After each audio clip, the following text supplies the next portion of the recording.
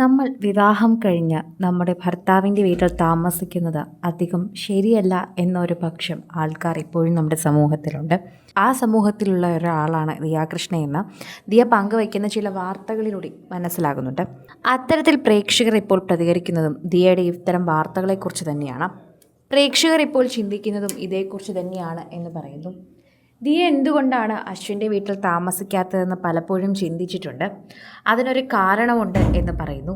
ആരാധകർ വളരെയധികം സ്നേഹത്തോടെ തന്നെയാണ് ഇതിനെക്കുറിച്ച് സംസാരിക്കുന്നത്. നല്ലതാണ്, നമ്മുടെ ബന്ധങ്ങൾ നല്ലതായി നിൽക്കാൻ, ദൃഢമായി നിൽക്കാൻ നമ്മളിത് ചെയ്യണം. അത് വളരെയധികം നല്ല കാര്യമാണ് എന്നുകൂടി പറയുന്നു. പ്രേക്ഷകരും ഇത് സമ്മതിക്കുകയും ചെയ്യുന്നുണ്ട്. സോഷ്യൽ മീഡിയയിൽ തന്നെ എല്ലാവരും ഈ വാർത്തയെക്കുറിച്ച് പ്രതികരിക്കുകയും ചെയ്യുന്നു. ദിയ അങ്ങനെ തീരുമാനിക്കുന്നത് വളരെയധികം നല്ല കാര്യമാണ് എന്ന് റീലിലൂടെ ദിയ പങ്കുവച്ചിരിക്കുകയാണ്. വിവാഹത്തിന് ശേഷം നമ്മൾ നമ്മളുടെ ആളുകളുടെ, അതായത് ഭർത്താവിൻ്റെ വീട്ടിൽ കൂടെ ജീവിക്കണമോ, നമ്മൾ താനേ ജീവിക്കണമോ എന്നതാണ് ചോദ്യം. ആ ചോദ്യത്തിനുള്ള ഉത്തരവാണ് ദിയ നൽകുന്നത്. മാറി തന്നെ താമസിക്കണം. എത്രയും പെട്ടെന്ന് മാറി താമസിക്കാമോ അങ്ങനെ തന്നെ നിൽക്കണം. അല്ലെങ്കിൽ ഒരുപാട് ബുദ്ധിമുട്ടുകളുണ്ടാകും. നല്ല രീതിയിൽ നിൽക്കുമ്പോൾ തന്നെ നമ്മൾ മാറി താമസിച്ചാൽ ആ ബന്ധം എപ്പോഴും ഉണ്ടാകും. മറിച്ച് നമുക്ക് കുറച്ച് വഴക്കുണ്ടായിട്ടാണ് നമ്മൾ മാറി നിൽക്കുന്നതെങ്കിൽ പിന്നീട് ആ ബന്ധത്തിന് വലിയ വിള്ളലേൽക്കേണ്ടി വരും. അത്തരത്തിൽ ഒരുപാട് കാര്യങ്ങൾ ശരിക്കും പറഞ്ഞാൽ സംസാരിക്കാനും പറയാനും ഒക്കെയുണ്ട്. കൃത്യമായി തന്നെ എല്ലാവരും അത് അന്വേഷിക്കുകയും ചെയ്യുന്നു. ദിയ പൊതുവെ അശ്വിൻ്റെ വീട്ടിൽ പോകാറില്ല. അതെല്ലാവരും പരാതി നൽകുന്നൊരു കാര്യമാണ്. എല്ലാവരും അത് പരാതിയായി പറയുന്നൊരു കാര്യമാണ്. അതിന് പ്രത്യേക കാര്യമുണ്ട്.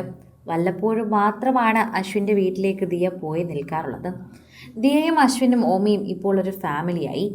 എന്നാൽ ദിയയ്ക്ക് സഹായത്തിന് എളുപ്പമായിട്ടാണ് ദിയയുടെ വീട്ടിൽ പോയി നിൽക്കാറുള്ളത്. ഭർത്താവിൻ്റെ വീട്ടിൽ ചെന്ന് ഭാര്യ നിൽക്കുമ്പോഴുള്ള ബുദ്ധിമുട്ടുകൾ പലതാണ്.